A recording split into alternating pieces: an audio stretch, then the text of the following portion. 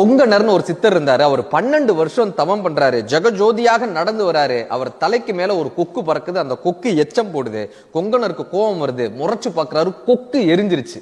இவர் ஒரு வீட்டின் வாசல்ல வந்து நிக்கிறாங்க. பிக்ஷாந்தேகின்னு கேட்கிறாரு. கிட்டத்தட்ட ஒரு 1/4 மணி நேரம், அரை மணி நேரம் ஆனதுக்கு அப்புறம் கூட வீட்டில இருந்து அந்த இல்லத்தரசி வெளியே வரல. ஆனால் அந்த வீட்டுக்குள் ஒரு பெண்மணி இருக்காருன்றது இவங்களுக்கு தெரிஞ்சிருச்சு. அவங்க வெளியே வரலையேன்ற ஒரு கோவத்தோட பாக்குறாங்க. அந்த அம்மா ஏதோ ஒரு வேலையாக வெளியே வரும்போது இவர் அந்த அம்மாவை முறைச்சு பாக்குறாரு. கொக்கை எரித்தது போல இப்படி முறைச்சு பாக்குறாரு. அந்த அம்மா சிரிச்சுக்கிட்டே கேட்கிறாங்க, கொக்கென நினைத்தாயோ கொங்கண வாழ்றாங்க. இப்ப இவர் அதிர்ந்துட்டார். கொங்கணன்னு தன்னுடைய பேரை தெரிந்தது மட்டுமல்லாமல் தான் கொக்கெரித்த கதை இவர்களுக்கு எப்படி தெரியும்? நீங்கள் எத்தனை வருடம் தவம் செய்தீர்கள் தாயேன்னு இவர் கையெடுத்து கும்புறார். அந்த அம்மா சொல்றாங்க, நான் தவம் எல்லாம் செய்யலப்பா, ஆனா எங்க வீட்டில் இருக்கக்கூடிய பெரியோர்களுக்கு நான் எல்லா வகையிலும் வீட்டில் இருக்கக்கூடிய அத்தனை பேருக்கும் என்னுடைய வேலைகளை சரியா செய்வேன், என்னுடைய பணிவிடைகளை நான் சரியா செய்வேன், என்னுடைய வேலைகளை முழு மனதோடு செய்வேன், பிறர் மீது அக்கறையோடு இருப்பேன், இதுதான் நான் செய்த தவம் நாங்களாம்.